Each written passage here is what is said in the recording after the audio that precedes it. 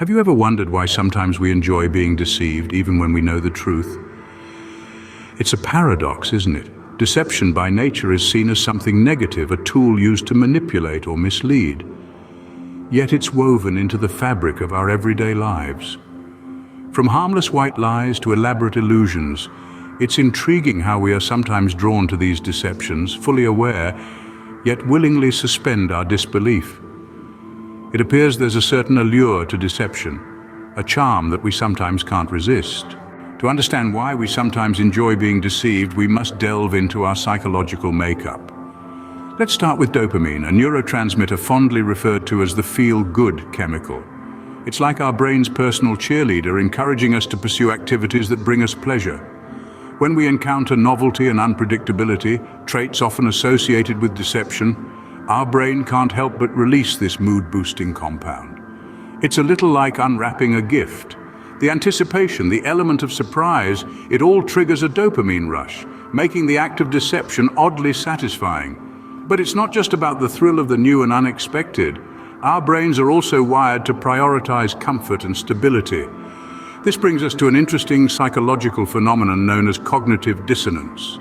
It's the mental discomfort we feel when holding two contradictory beliefs or when our actions don't align with our beliefs. To alleviate this discomfort, our minds often prefer a comforting lie over an uncomfortable truth. Consider the child who believes in the tooth fairy. The idea of a magical being trading lost teeth for gifts is certainly more comforting than the mundane reality. Or the adult who convinces themselves that they failed an exam because the questions were unfair, rather than accepting their lack of preparation. In both cases, the deception, self-inflicted or otherwise, eases the cognitive dissonance and restores mental equilibrium. Even in our relationships, we sometimes prefer the illusion of perfection over the reality of flaws. The deception here isn't about malice, but about maintaining harmony and avoiding conflict. It's our mind's defense mechanism protecting us from emotional discomfort. So deception in some cases is not just about fooling others or being fooled. It's about seeking novelty, maintaining mental comfort, and navigating social dynamics. It's about the dopamine rush and the cognitive ease. So our enjoyment of deception isn't just a quirk, but a complex interplay of our brain's reward system and our mind's defense mechanisms.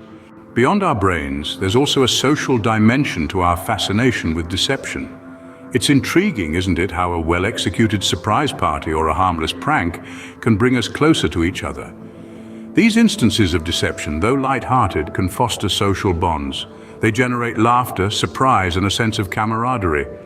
When we're in on the trick, it creates an exclusive club that strengthens our connections. Shared secrets or deceptions can create a sense of exclusivity and bonding. It's like a hidden handshake, a shared language that only we understand. This sense of being part of something special, something secret, can be incredibly alluring. But let's not forget about storytelling and entertainment. Deception plays a crucial role in these domains too. Have you ever watched a mystery movie or read a suspenseful novel? The storyteller deceives us, leading us down one path only to reveal that the truth lies elsewhere. It's this misdirection, this deception that keeps us on the edge of our seats, hungry for more. Even magic shows where the entire premise is built on deception keep us enthralled. We know we're being tricked, but the thrill of figuring out how makes us willingly suspend our disbelief. In conclusion, as social beings, we sometimes find deception not just tolerable, but enjoyable for the shared experiences it can create. Deception, despite its negative connotations, holds a certain allure for us. As we've explored, the human mind is a fascinating landscape, where cognitive dissonance and dopamine play their part in the paradox of deception. Dopamine, our brain's reward molecule, can stir feelings of pleasure and gratification from the unexpected and unpredictable, including the thrill of a well-crafted deception. Meanwhile, cognitive dissonance, the mental discomfort we experience when holding two conflicting beliefs, can lead us to rationalize or even embrace deception to maintain our worldview. On a social level, deception can serve as a unifying factor, a shared secret, or a harmless prank that strengthens bonds within a group. These psychological and social factors intertwine, creating a complex tapestry where deception can sometimes be enjoyable, even preferred. It's a strange allure, one that underscores the complexity of our minds and societies. Understanding why we sometimes enjoy deception can help us navigate our complex world, where truth and deception often intertwine.